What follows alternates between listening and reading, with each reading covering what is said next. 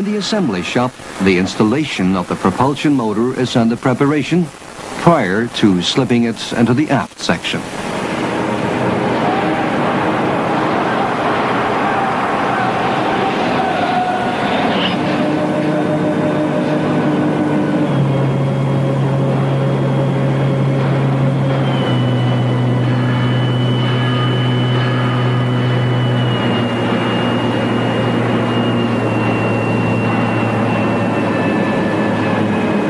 The propulsion motor, weighing some 80 tons, is the largest and heaviest piece of equipment to be installed.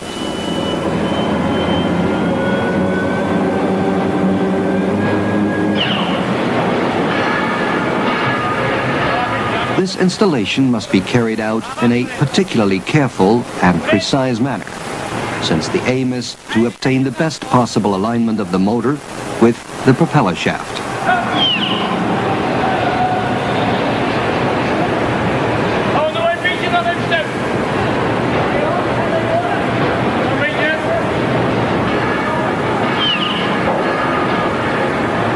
After alignment, the propulsion motor is bolted to its foundation.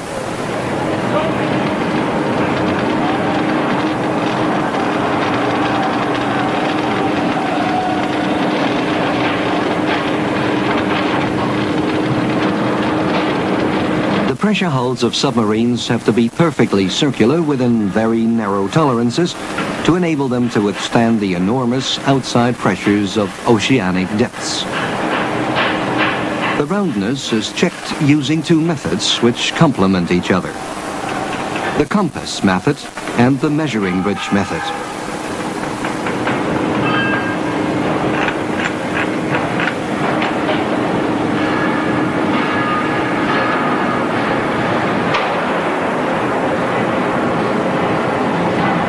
The data obtained is evaluated using a computer program.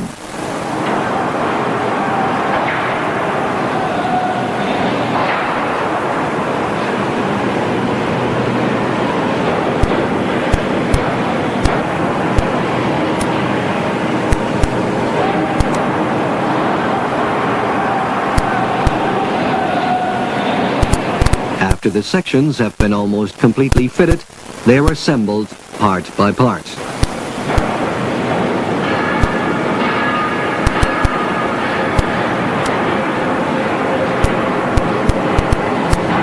The pressure hull is now finished. While the pressure hull is being closed, the free-flooded sections are mounted.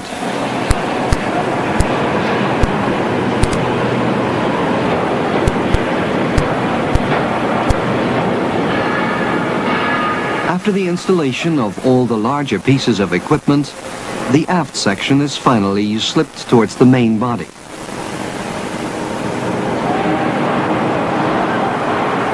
By using a mounting ring and hydraulic presses, the welding edges are aligned, assembled, and the circular seam subsequently welded. Even before completion of the first submarine, the working on the first sections of the second submarine is already being carried out.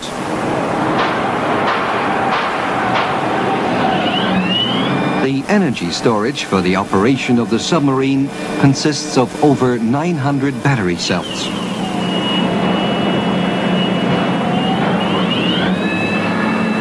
These are brought one by one into the boat, distributed among the 4 battery rooms in accordance with an installation plan, and electrically hooked up by copper bus bars.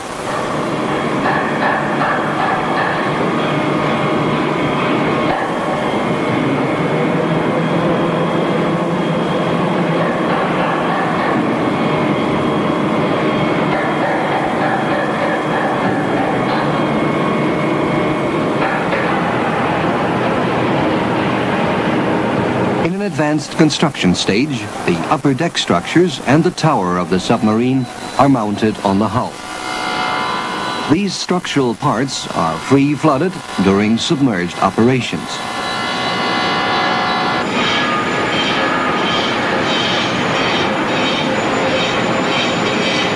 The diver's lock. the torpedo loading hatch. Both diver's lock and torpedo hatch are of pressure-proof design.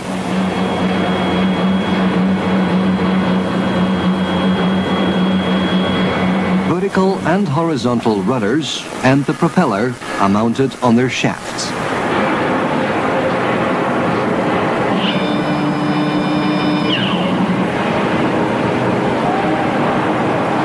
Their hydrodynamical form ensures the outstanding maneuverability of the submarine.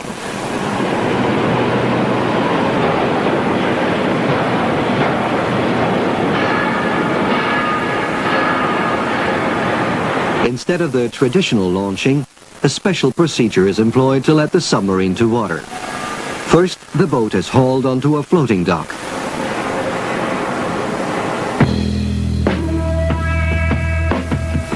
After years of planning and design work, the day has finally arrived. The submarine is so far completed that it can be slipped into its element. The doors of the assembly shop are opened, the floating dock securely positioned against the pier. A rail track and a greased launching way leading right up to the edge of the quay have been installed. Several pressure measuring cells are installed along the way to monitor the continuous shifting of weight. Their readings are registered by electronic devices.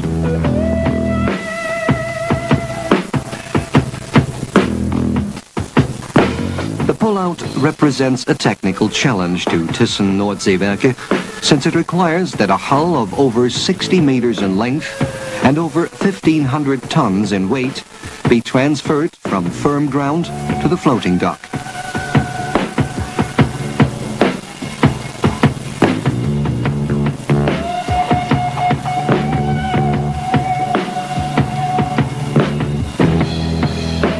The critical moment is reached when the weight of the submarine passes from the quay onto the dock.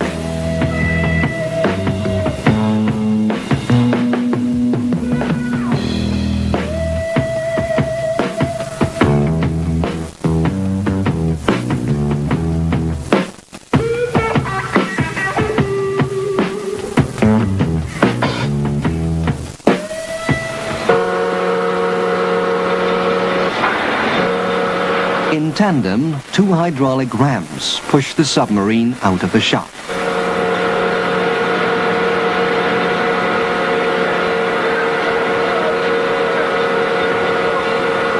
It rests on a sled, which runs on the greased way across the quay area and into the floating dock. The entire pull-out procedure takes a full day.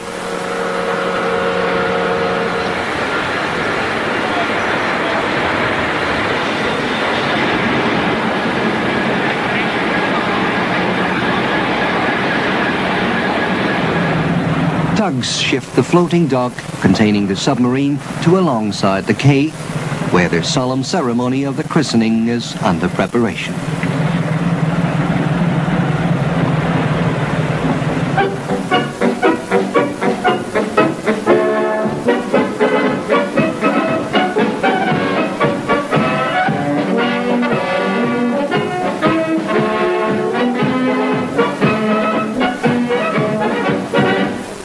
In the presence of distinguished guests, shipyard personnel, and the future crew, the first submarine of the TR1700 type was named Santa Cruz.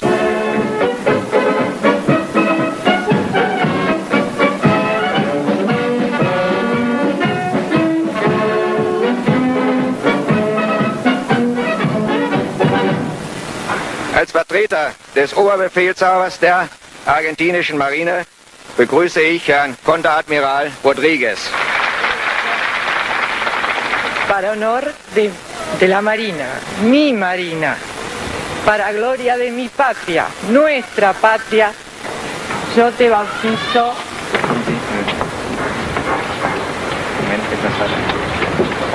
Santa Cruz.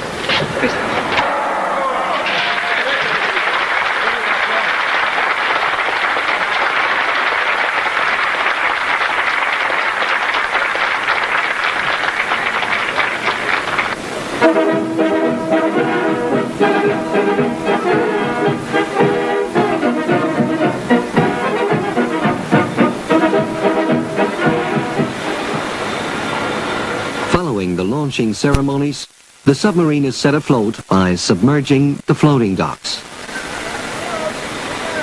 Berthed in Thyssen-Nordseewerke's floating dock, TR1700 is ready to be transported to the shipyard's own submarine harbor, where outfitting will be completed.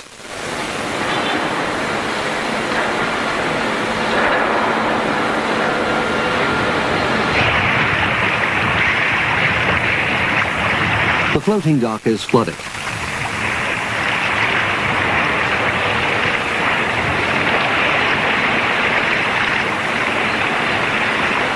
It sinks and the submarine is afloat.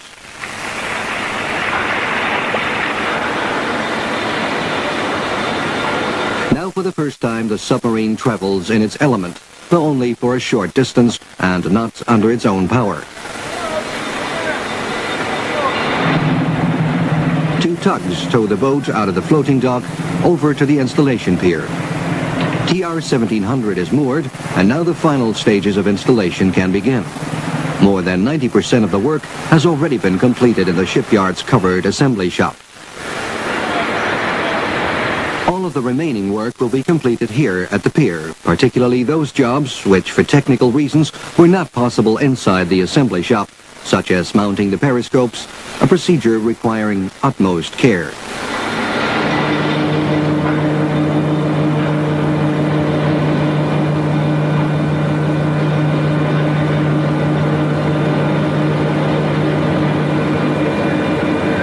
The periscopes must be fitted and sighted with optimal accuracy.